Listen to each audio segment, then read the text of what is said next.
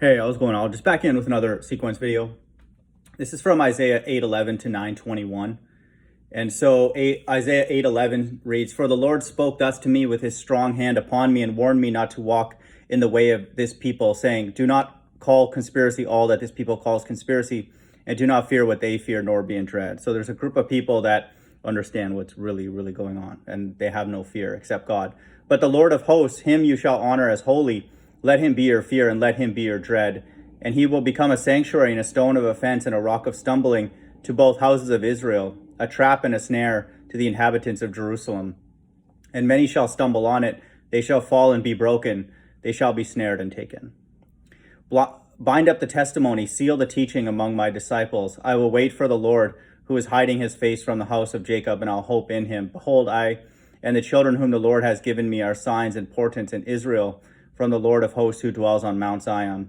And when they say to you, inquire of the mediums and the necromancers who chirp and mutter, should not a people inquire of their God? Should they inquire of the dead on behalf of the living? So we're not supposed to go to these people who don't have any idea what's going on, needless to say. Why would you go consult dead, stupid people about things that are alive, and things that are of God? To the teaching and to the testimony. If they will not speak according to his word, it is because they have no dawn. They will pass through the land greatly distressed and hungry. So now we have a time of great tribulation. These people who are disconnected from God, they're on God's left-hand side.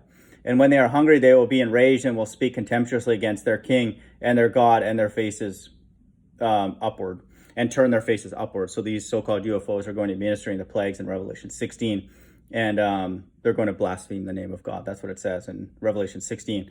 And they will look to the earth, but behold, distress and darkness and gloom and anguish, and they will be thrust into thick darkness. So this is the time of great tribulation, after, God's elect are taken away. And so bind up the testimony, seal the teaching among my disciples. This is for God's elect. I will wait for the Lord, who is hiding his face from the house of Jacob, and I'll hope in him. So that's reference to salvation. Okay, and then we have a time of great tribulation. And then now we're going to have a time of Christ returning with his elect. Isaiah 9:1. "But there will be no gloom for her who is in anguish. In the former time he brought into contempt the land of Zebulun and the land of Naphtali. But in the latter time he has made glorious the way of the sea, the land beyond the Jordan, Galilee of the nations. The people who walked in darkness have seen a great light. Those who dwelt in a land of deep darkness, on them has light shone. You have multiplied the nation. You have increased its joy. They rejoice before you as with joy at the harvest, as they are glad when they divide the spoil. For the yoke of his burden and the staff of his shoulder, the rod of the oppressor, you have broken as on the day of Midian.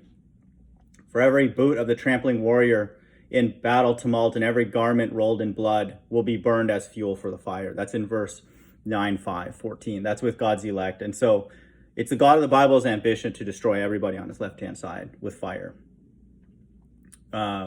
So don't need to really read this, but it kind of goes into more detail of the wrath. And verse 7, "The zeal of the Lord of hosts will do this."